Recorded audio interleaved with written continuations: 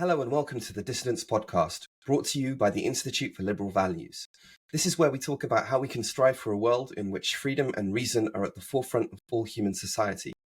In this week's podcast, Elizabeth Spivak and Mike Burke discuss media-induced war trauma, fragility, and why we shouldn't trust the media to decide what is right or wrong. This article is entitled Media-induced War Trauma Amid Conflicts in the Ukraine, and it's by Sue et al., a long list of authors, and it's in Perspectives of Psychological Science. Just a few lines from the abstract here, just to get us going. War trauma is often prevalent in people who either participated in the war or lived near conflict zones. The speed, scale, and scope at which people worldwide could be exposed to near-time happenings of the war mean that an unprecedented number of people could face media-induced war trauma. Media-induced war trauma can be substantially more extensive and comprehensive. In this article, we, the authors, aim to examine the implications of media-induced war trauma on people's health and well-being. Furthermore, we discuss the duties and responsibilities of the media industry amid and beyond the current conflicts in Ukraine. Okay, hello everybody. Today we are going to discuss media-induced war trauma amid the current conflict in Ukraine, and an article which has pretty much the same title. Media-induced. A whole bunch of authors. Loads of them. Yes. Link will be in below. We didn't really like this article much, or at least I didn't like it and much. It's 2023 in Perspectives on Psychological Science, which is, like the, one of the top tier journals. Not that means anything. Well, one of the top tier journals. But again, there are big problems underway in psychology, as you probably know. With this journal, as a matter of fact. This is the one that the editor got removed from. Oh, yes. For inviting discussion on a certain point. Yes, and for inviting discussion on an article, Mm-hmm. How dare you invite discussion on a certain point? Critical social justice is correct, and anyone who disagrees, anyone who even suggests that disagreement might be possible, clearly needs to be sacked, because that's not intolerant or dangerous or reminiscent of right and left-wing authoritarianism. No, not at all. No even vague connections, and anyone who suggests otherwise will be sacked. Will be sacked and be told that they're a terrible person, which says more about the people doing the sacking than it does the person who is sacked. Yes. So this article is fairly short. Again, everybody, please comment stuff. Comment, like, share. Comment stuff. Yes, comment stuff. Share on things. Much obliged. So what these authors are arguing, and again, there are many, and it's not technically an opinion piece, but it reads kind of like that. So they say all the normal things about war. Obviously, war reveals the worst of humanity. War trauma is the health related consequences of war trauma are serious, and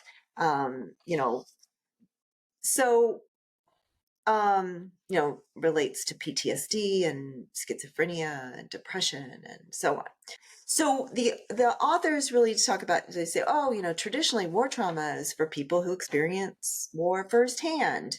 But they're arguing that now war trauma is more widespread because people can actually see more of war live, and on social media, on the news, and the like.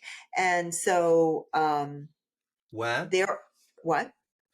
on social media? So they really are arguing that that journalists should be very careful about what they put out. So I have so they're saying that an unprecedented number of people who either participated in the war, but were who did not participate in the war and were not in close proximity would still be exposed to, or would still experience war trauma. That's their argument. And they're actually saying, this is where my beef comes in. It's important to underscore that rather than trivial, media-induced war trauma may lead to material mental health challenges in people worldwide. These would be different from military professionals and refugees, healthcare workers, or even war journalists who would witness only parts of the war, either near or from afar.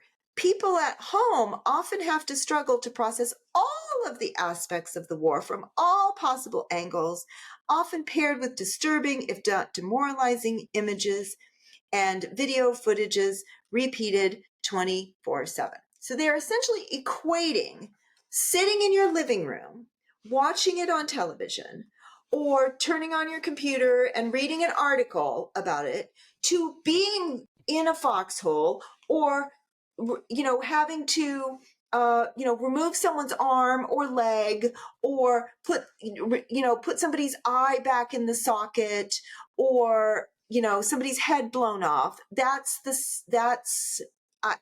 So they're acting like people don't have a choice but to see it on media, but they do have some kind of choice from turning away from it in real life.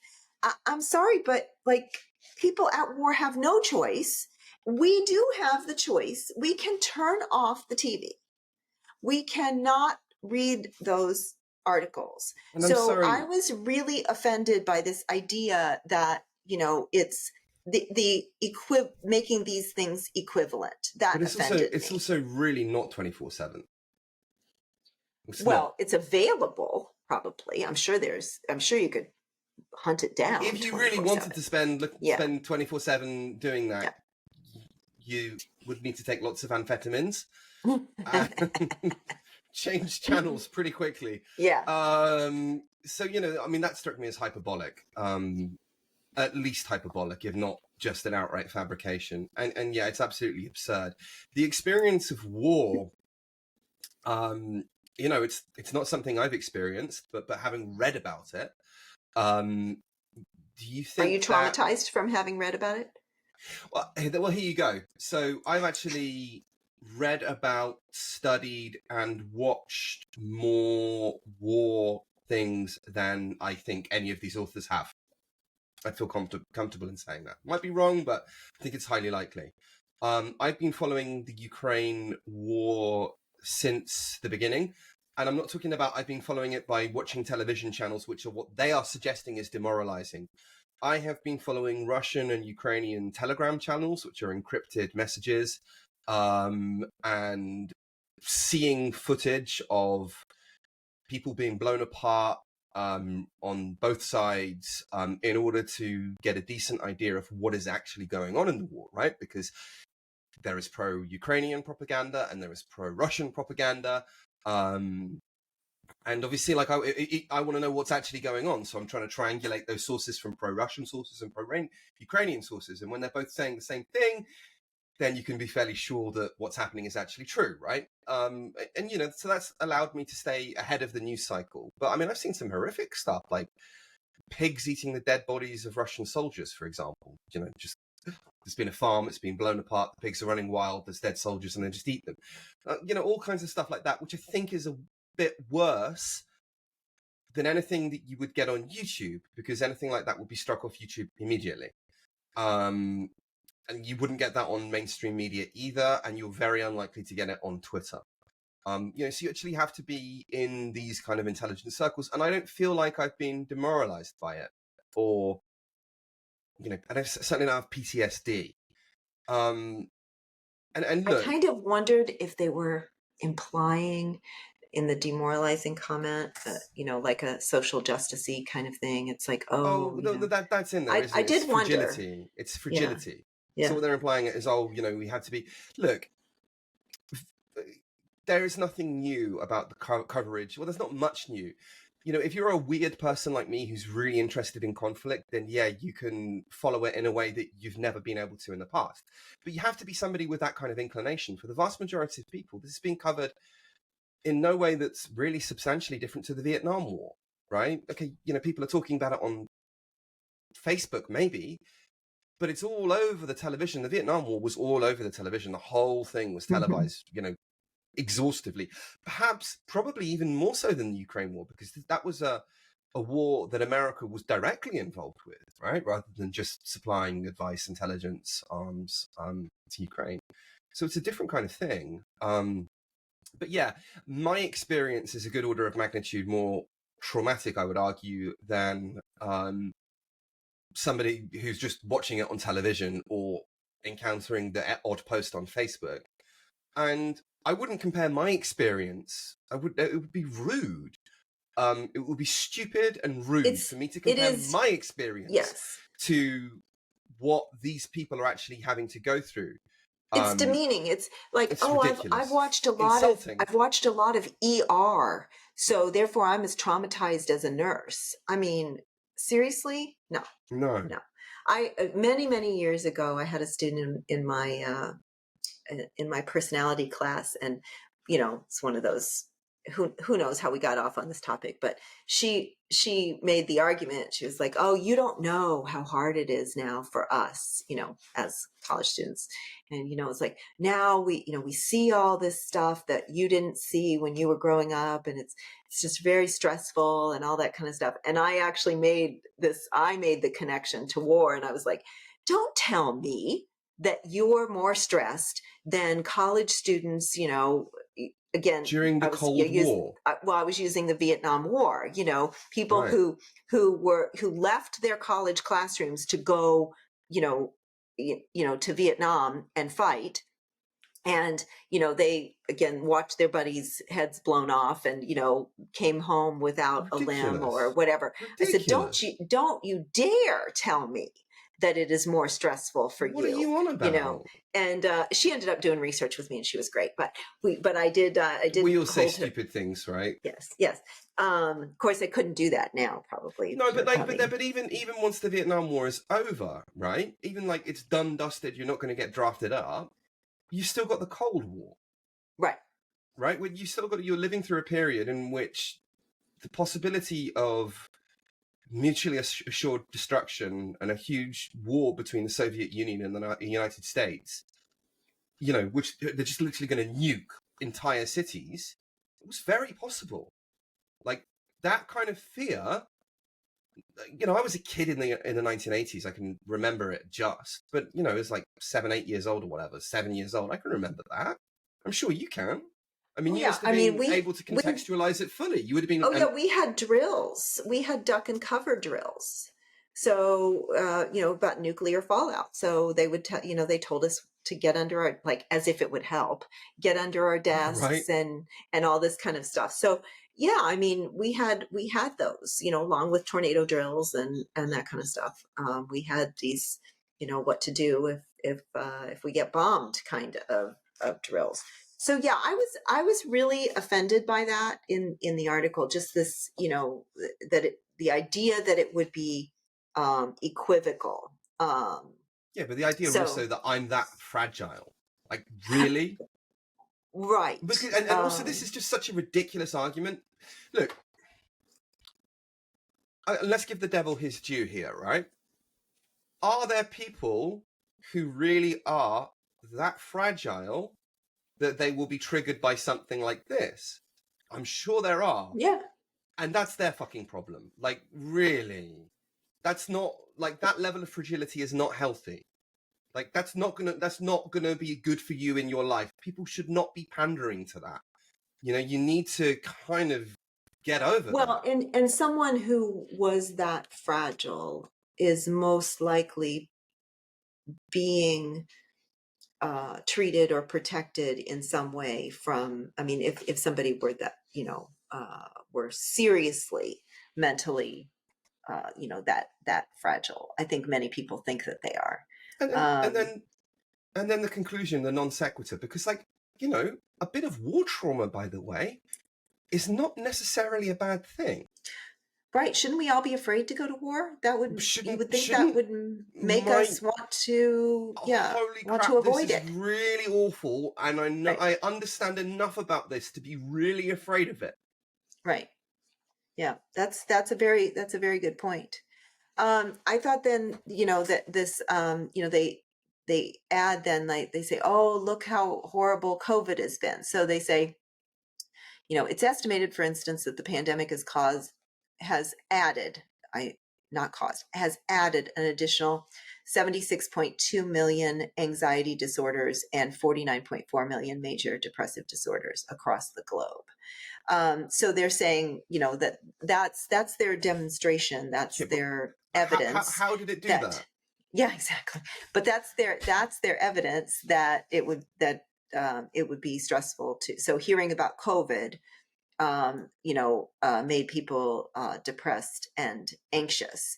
So they're actually arguing that media professionals should that are responsible to some extent for the welfare of their readers, listeners, watchers, and should guard against these unintended consequences of their reporting.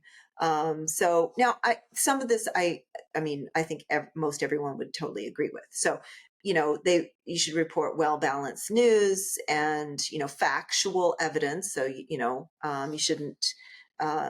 shouldn't always do the pandering to the if it bleeds, it leads, the sensationalism. And so, paying attention to that. I think most of us would agree with Sure. those things. But then they say that the media industry not only has an obligation to bear witness, also to protect people who live in or near a conflict zone, but also to the health and well-being of all citizens of the globe, especially when the dangers come from within, such as media-induced war trauma. Okay. So let's give them off the rails. Yeah, okay. So there is like a degree to which media should not report stuff, right? So it's called operational security, right? So if you know where a certain group of Ukrainian troops are at a given time, you don't want that information being available to the general public. Not because most of the general public are going to do anything bad with it, but because the Russians are also watching, right? Right. And so you'll get people killed if you do that. But that kind of censorship is very temporary. 2 weeks later, you can tell everybody. Right. And so that's what's happening within Ukraine, because the Ukrainians are doing really well against the Russians. The advance has slowed up a bit right now because the Russians have landmined literally everything, which makes the land completely unusable for them and means they can't advance their tanks either. It's not like this huge victory that the pro-Russian trolls, it's stalled, therefore everything's no. It's because there's landmines everywhere. So yeah, it's slowed down, but they're doing very well. They're certainly outperforming the Russians. So yeah, the idea is that what the Ukrainians will do is any victory they have or any advance they take, they'll film it all, but they won't release it for 2 weeks.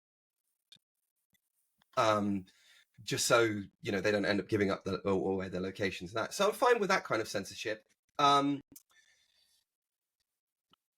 Dead bodies, people being blown to bits. I don't think that's necessary to show that. You can describe that, how many people have died, that kind of thing.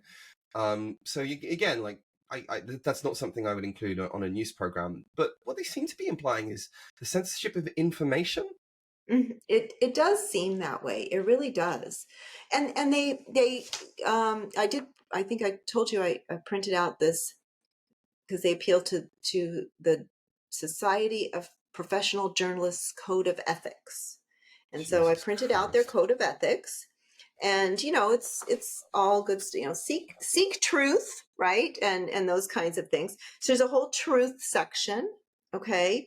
And it it says avoid stereotyping. Journalists should examine the ways their values and experiences may shape their reporting. That's probably a new addition in the last few years. Minimize harm. So this is the part. Oh, here we go. this is really the part that they're talking about in this article. So balance the public's need for information against potential harm or discomfort. Pursuit of the news is not a license for arrogance or undue intrusiveness.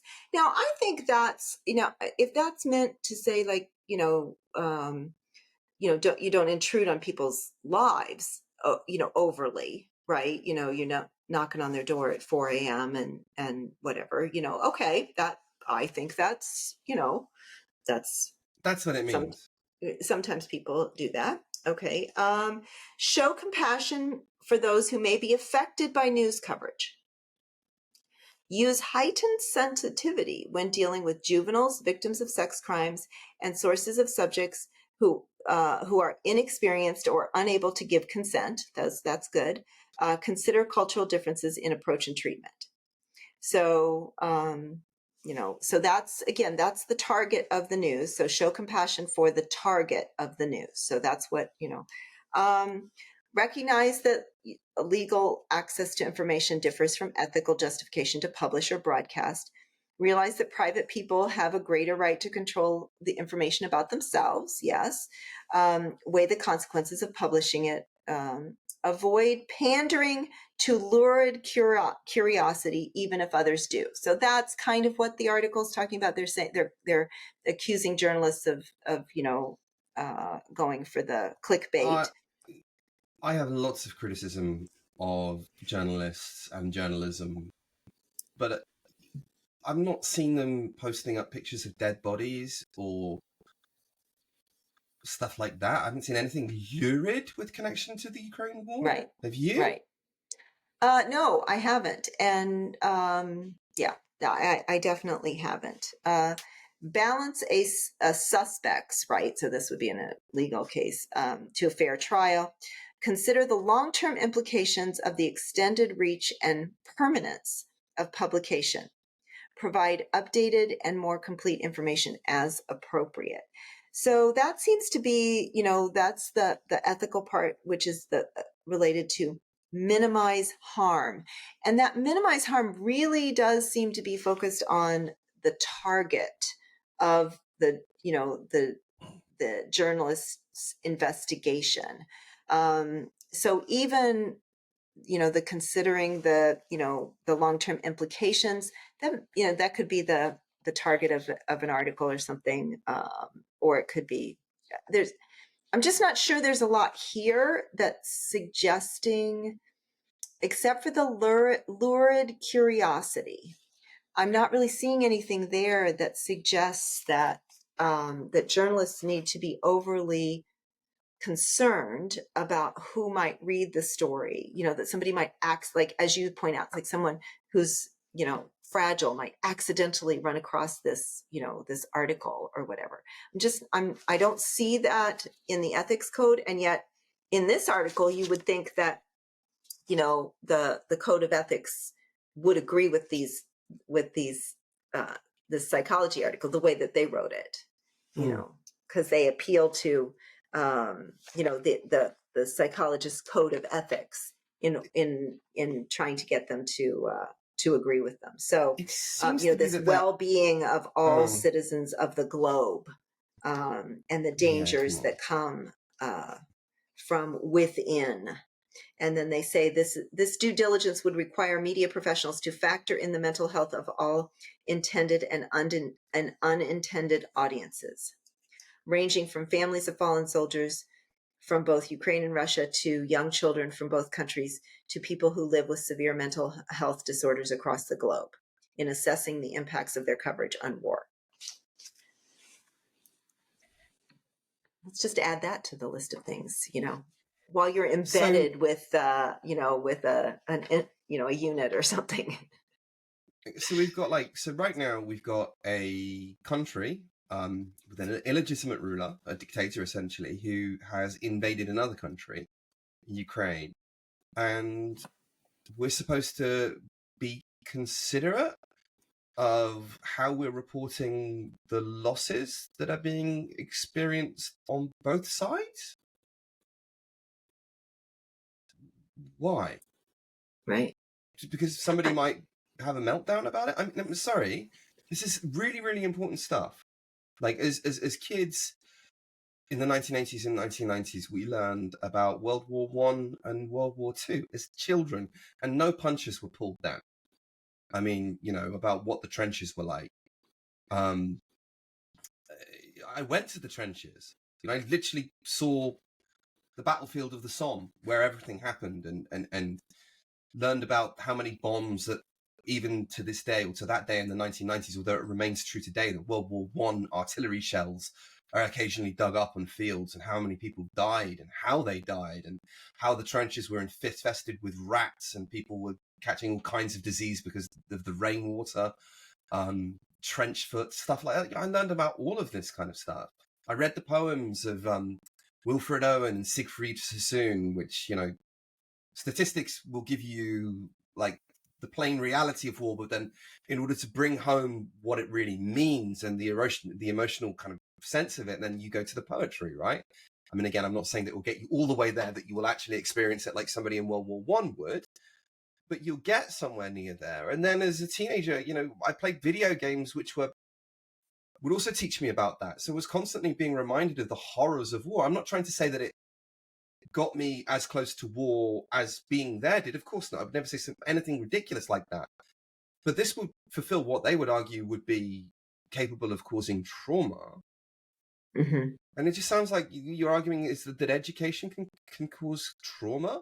And I don't doubt that it might, but it would do amongst some very, very fragile people that I think either belong in an institution aimed at curing them of that, or treating that fragility. They certainly, we're not talking about normal people here. And it's just this idea of fragility that runs all the way through mainstream discourses. Of course, critical social justice is a part of it, right? We start having trigger warnings on Homer's Odyssey.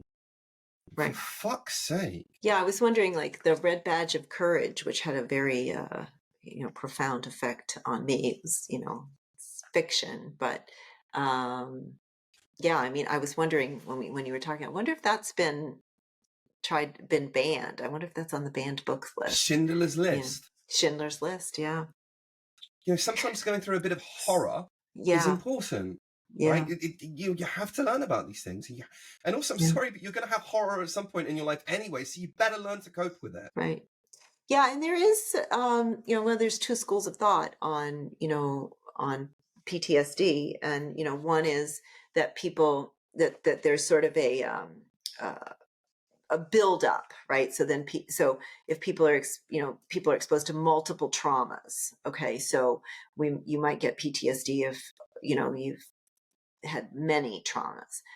Then there's also a theory that that some trauma is actually protective. And so it's people who haven't been exposed to trauma who then are exposed to any single event that they deem, that they feel is more than they can handle, then, would trigger something like PTSD or severe depression or whatever. And my suspicion is that there's, because, the research would suggest both can be true, right? Both of those are true, but certainly there's evidence that that experiencing negative events, whether that's vicariously through media outlets, or getting in a fight when you're a little kid, or whatever. Not so little in my case. Yes, does build some level of resiliency. Yeah. And everybody has different levels, at which they can tolerate, and certainly there's, there comes a time when too many have happened and, and we crack under the pressure. Yeah. But I'm not sure that there's too many vicarious ones. But PTSD, right? Is that PTSD from hearing the kind of news story Seems that we're hearing today? Unlikely. Seems pretty unlikely. Do you know where PTSD comes from? You mean like like where the whole when it was shell shocked thing. Right, from World War I, from artillery barrages, where people would be from artillery shell shock, and these things. Like an artillery barrage is one of the most terrifying things This is like being in an earthquake and hearing explosions going, the ground's shaking, everything's moving all around you. You know, these absolutely massive weapons. And what would happen in World War One, what the British would do, and then the Americans learned it later as well, would they'd have these rolling barrages. So you can think about it like waves of artillery. And yeah, it was, and then the Germans would do it too, of course, and it was just absolutely terrifying. It was more terrifying than simply being shot at, which was terrifying enough.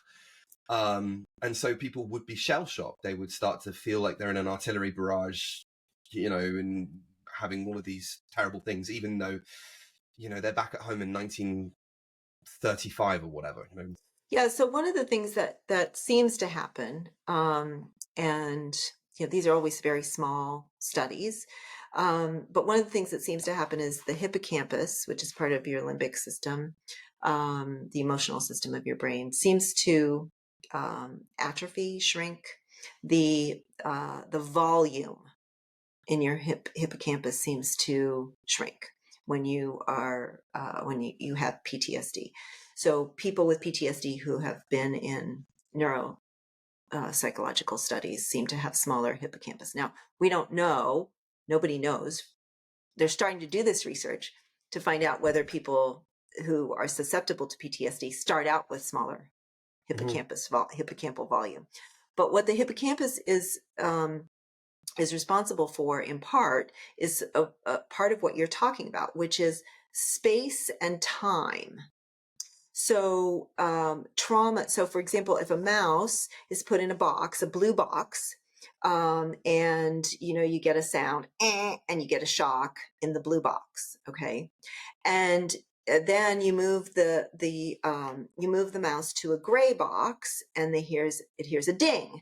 It doesn't freeze because it doesn't think it's going to get shocked, right? Because it's not in a blue box with the buzz. And so but if you damage their hippocampus, then they respond with a stress response with fewer cues. So they can't learn the connections, and they don't remember where they were when they learned these things, and that kind of thing. So with a smaller hippocampal volume, you have struggled to put those time and space stamps together with the trauma. Okay. And so then you when you hear a noise, like the buzzer for the mouse, that you're going to get a shock, even though you're in the gray room, and you shouldn't freeze, because in gray rooms, I don't get a shock. They still do.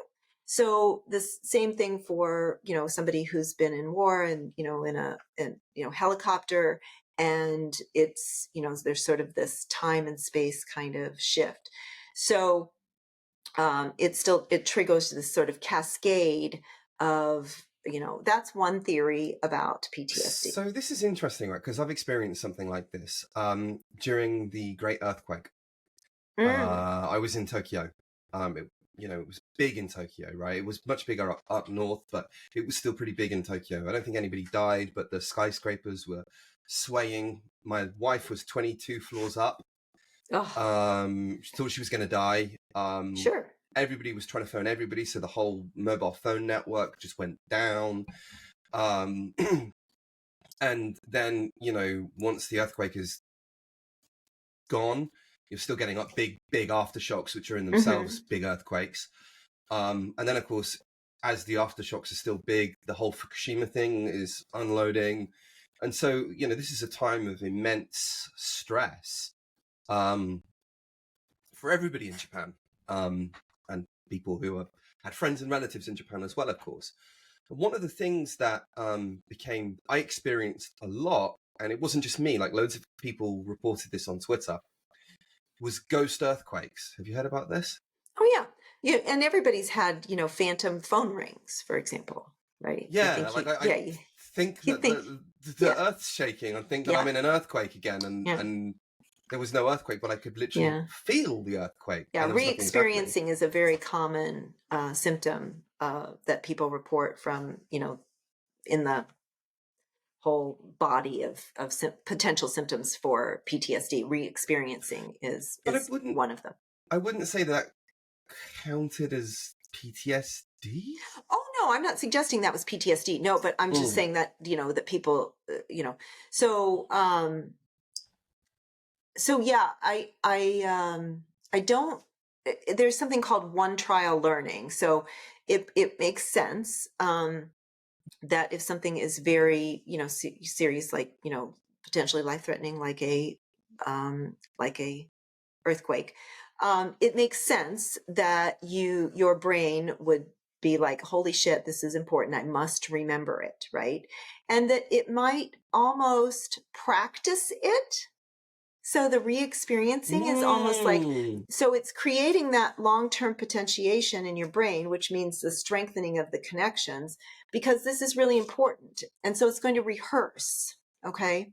And so, we might dream about it. We might experience it, in different ways throughout the day. There's this, so it's single trial learning, but it's also your brain sort of rehashing and practicing. So some experiences are so impactful, that they have that effect on us. And so it can be just a single event that causes this. And then again, there's also research that says, no, it needs to be, multiple events, but it makes sense for us to remember, to sort of imprint these serious events. The idea is, if it ain't broke, don't fix it. And we are hyper vigilant for survival reasons. We have survived this long as a species, and so we're going to continue to be hyper vigilant about safety kinds of issues. So it makes sense from an evolutionary standpoint that we would have this system, and then that it would, if it went wrong, it would go wrong in the way that we are describing, which is that you would overgeneralize the danger. You would never, if for a system to go wrong in the opposite direction, which certainly can happen because of brain damage or something, but sort of in naturally, a system that goes wrong that would keep you safer would make a lot more sense than a system that goes wrong and makes you and makes life more dangerous. So when there's hippocampal damage, it makes sense then that we would overgeneralize and be more afraid in different environments than not afraid. But they can do that also. There's ways to to do that with certain brain chemicals and stuff. But generally speaking, a PTSD kind of thing would be an overgeneralization. So being more afraid than, so it's all the right skills, all the right everything, but for the wrong environment. So it's the those were all the things that you should remember in that dangerous environment, and you're just remembering them, overly in a safer environment. But we also, like human beings, seek out this kind of trauma, don't they, in a recreational sense? Well, maybe not all of us. You mean like roller coasters, like a roller coaster, and haunted houses or a horror and stuff? movie. Yes. Like me, definitely. Like I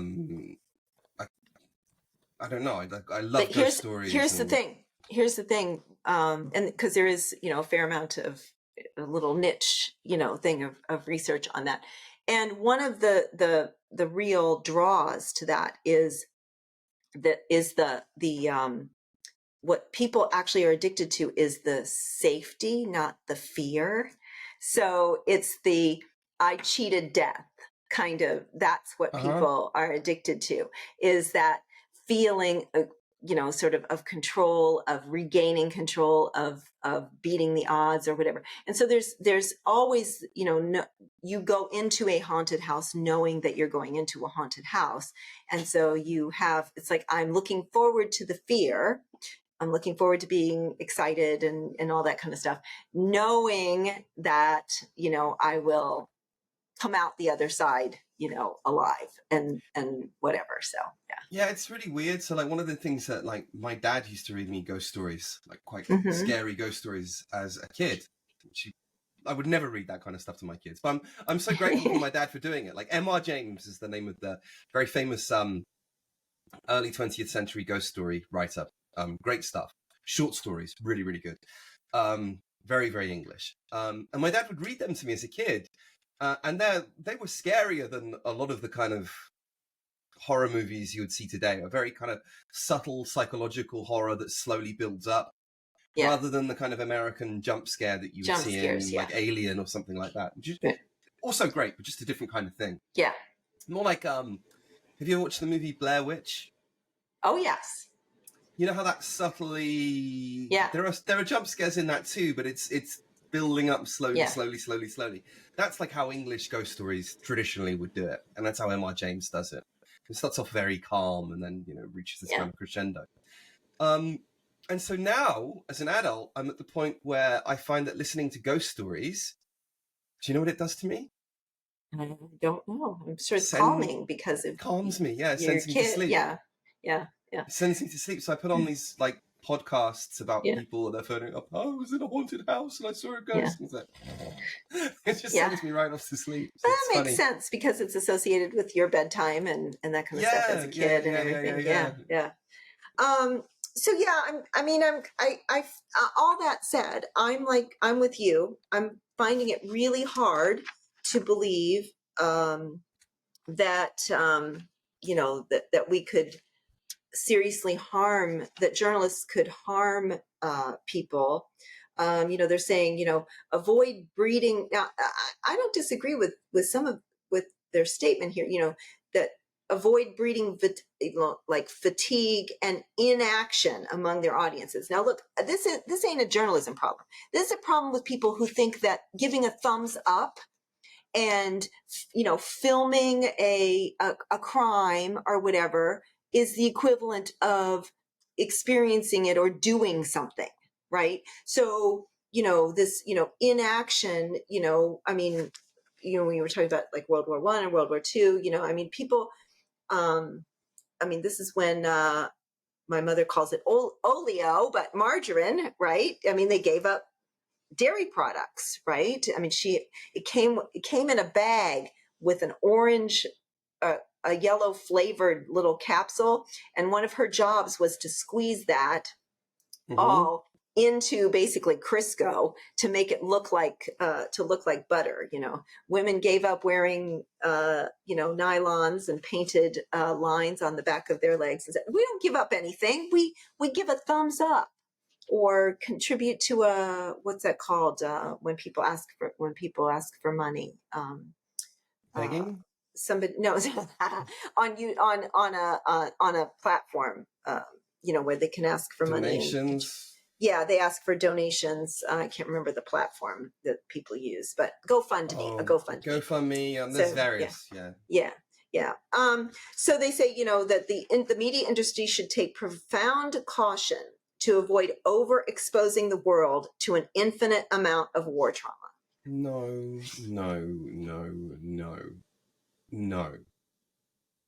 Come on. Like, video games have got more and more and more violent, right? As years have gone on, all the graphics has got more violent. What effect is that having on people? Well, actually, from a psychologist, you asked a psychologist, so now you're going to get an answer. Don't ask a question. You don't want to.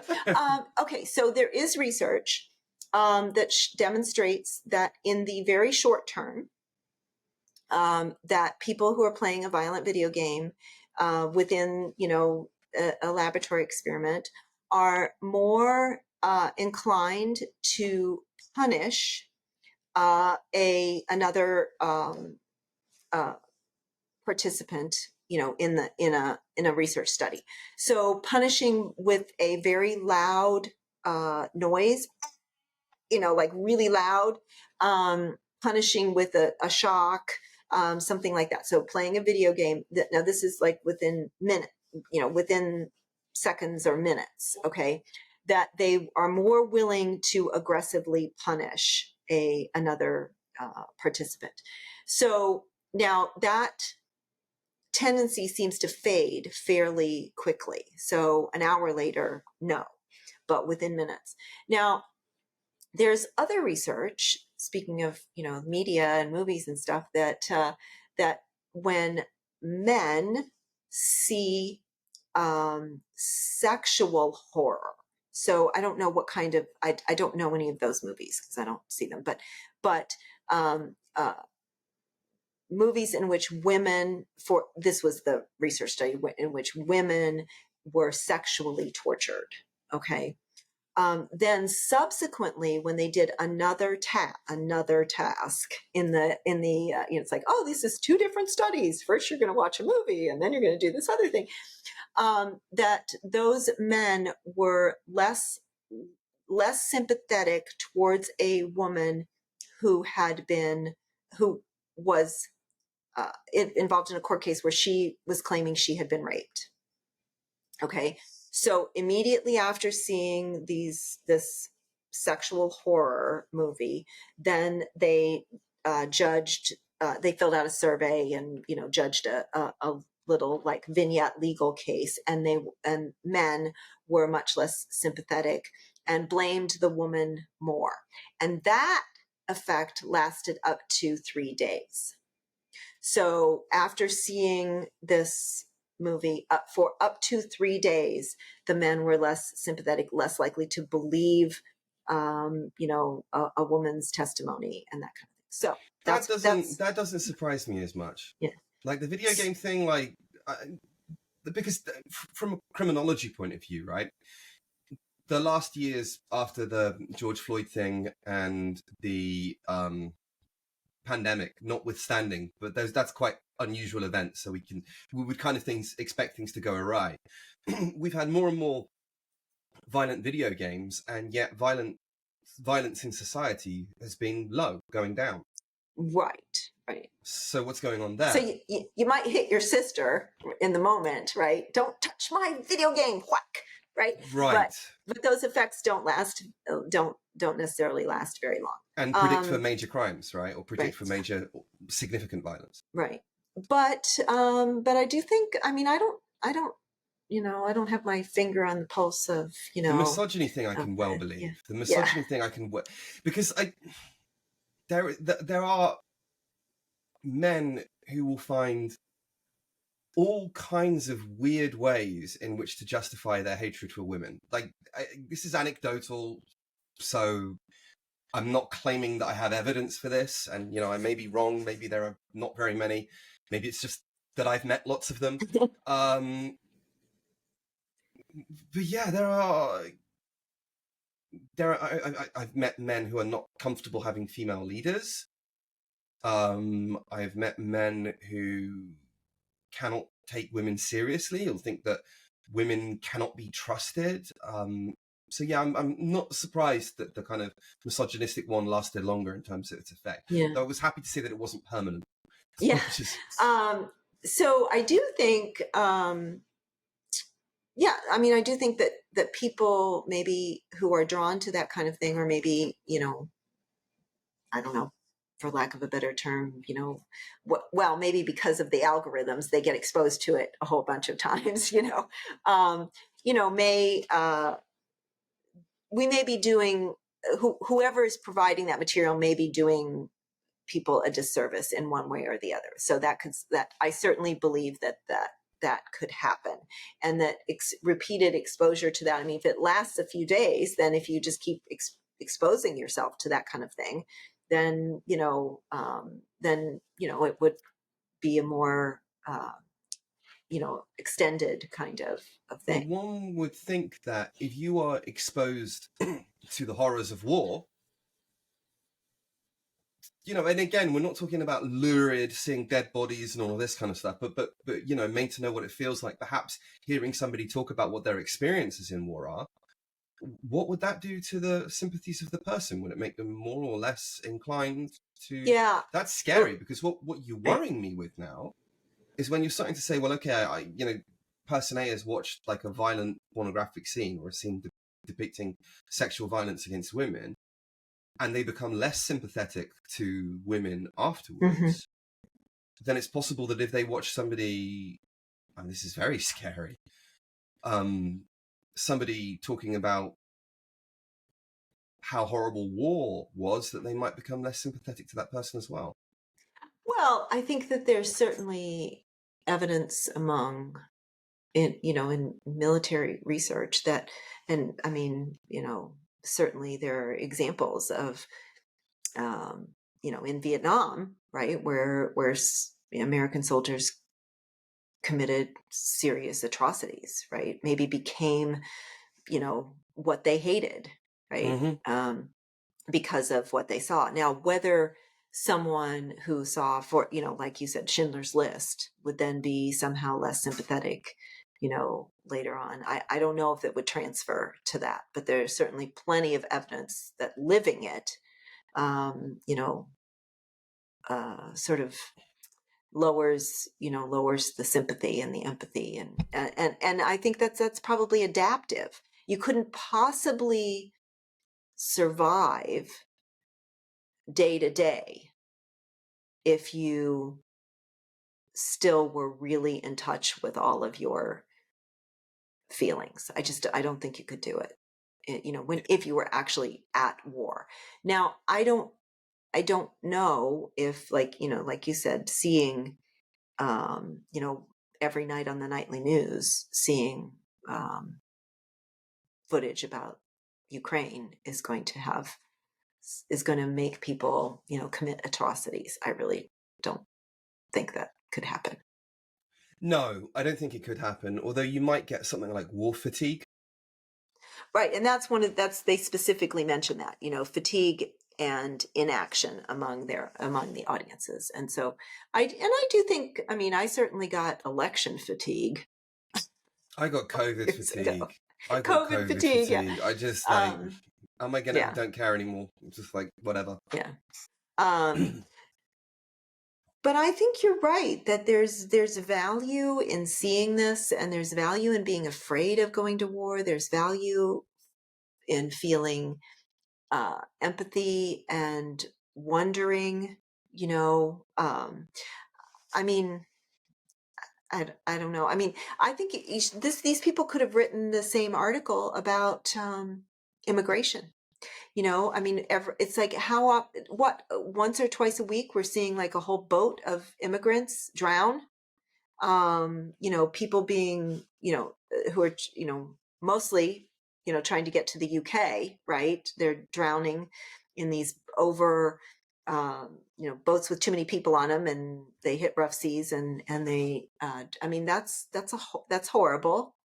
I guess we don't see close up because there's no embedded journalist with a boat of immigrants, but so maybe that's not a good example, but we sure have seen a fair amount of that. I don't know. Does that create more or less sympathy?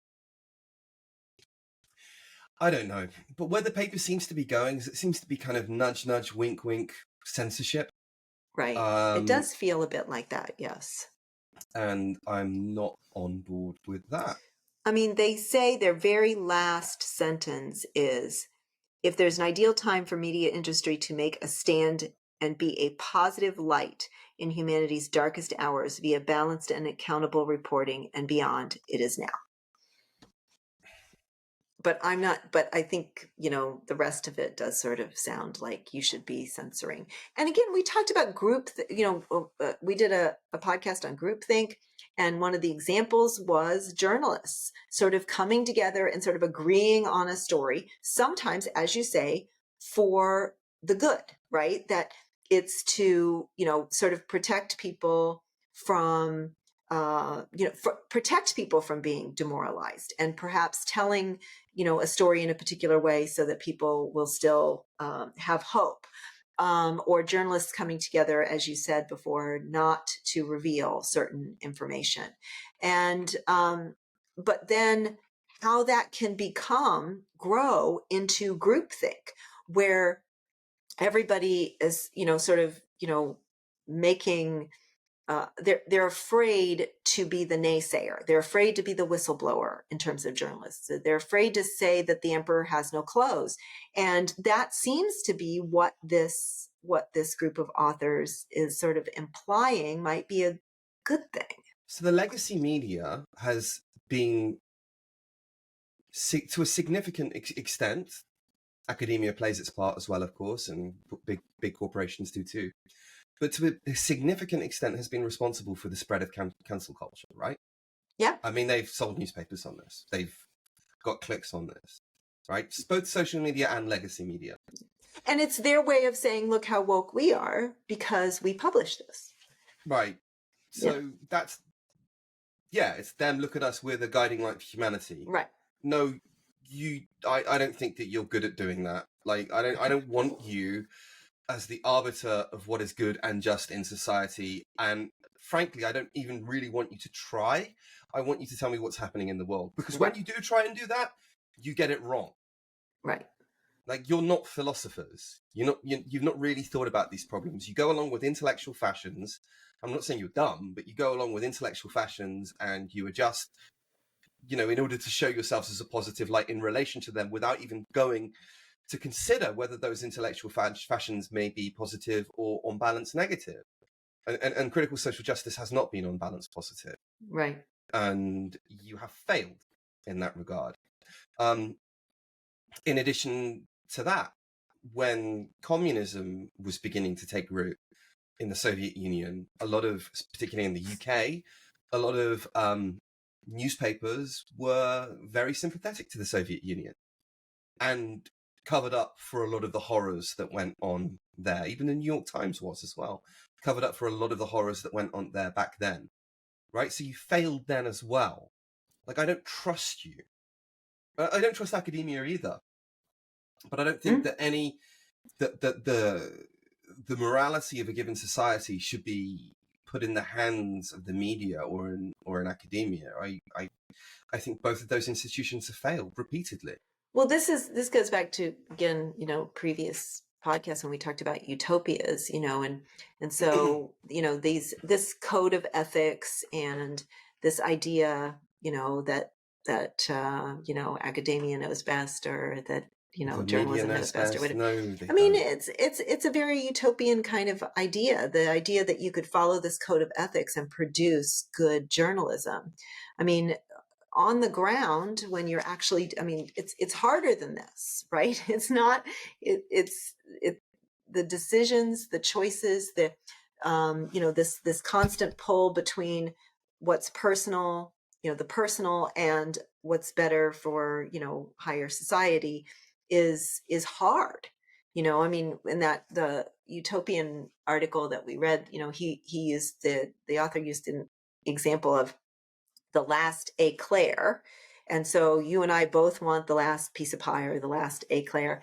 And it's like, we both want it. Okay. And it's not, it's not harmful really to either of us in the long term. In the short term, yes, but in the long term, to give over the eclair to someone else. It's not that hard. Then the author said, now transfer that to the last life jacket on a boat that's sinking, and it could either go to your kid or my kid. It's the same decision, but it's a lot harder to make. And now I might be willing to, to harm you in order to get that life jacket for my child, right?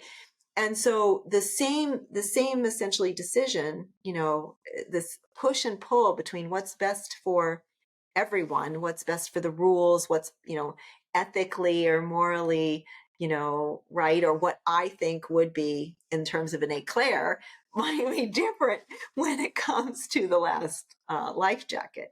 And so this quick little article, this idea that, journalists should just be careful. It's like, follow your ethics and follow your code of ethics and just be careful and it'll all work. No, it's a lot harder than that. And the code of ethics is a load of nonsense as well. They don't follow that.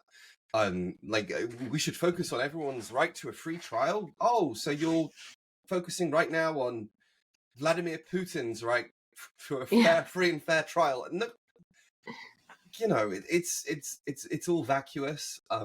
these people are not Well, again, incentivized. they're making a different so they're saying, oh well, there's this code of ethics, and then there's the ethics of today, the Mhm. ethics of right now.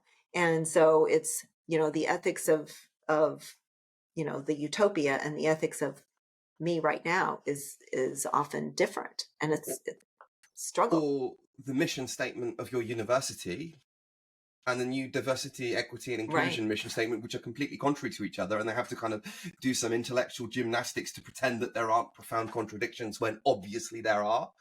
Right.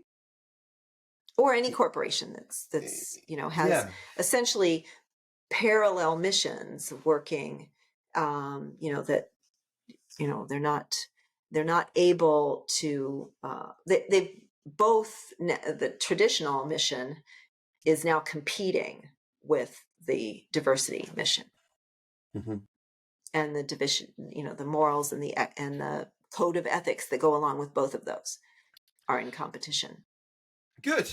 So, in conclusion, then, I think we can agree that we didn't like this paper very much, and that while we agree that newspapers shouldn't be lurid, and they've done a fairly good job in not being lurid, we've not come across anything like that. That there doesn't seem to be sufficient evidence to conclude that withholding facts or withholding information, again, you want to avoid operational security, give things a couple of weeks, etc. All of the normal concerns that we've addressed aside, that there's no real tangible benefit. News related vicarious trauma. I just don't think it's a thing. Yeah. Well, maybe Well, in some there's very fragile yeah, people, but yeah. that's not healthy, and they need to sort that out, really. And the authors certainly don't present a good case for For that, news no. related vicarious trauma. No, they do not. And that this seems to be indicative of a thread of critical social justice, which is that human beings are really fragile, and that their fragility and their suffering needs to be affirmed. Being offended is equal to harm. Which is awful, and it's not doing anybody any good. And Right. there's good evidence for that, actually, in terms of mental health problems going up and suicides and all the rest of it. So it's not, you're not doing any good. And finally, they're saying that journalists can be a leading light. Well, journalists have been a leading light in actually spreading this kind of ideology, stroke psychological construct, stroke morality, which has caused lots and lots of damage to institutions, damage to individuals, all kinds of problems. So, and again, with regimes past, they did the same thing. So there's no evidence to suggest that journalists or our kind of person, which is academics, are very good. On an individual level, I'm sure there are plenty, but on an institutional level are very good at being this shining light for society, in leading people through. It's a nice idea. It's a nice idea. It's silly. But it's silly and arrogant. It's believing that you can have institutions that will be the leading light. If there are institutions that do that, they're very few and far between, and basically people just muddle through, and often muddling through is superior to having a French Revolution, for example.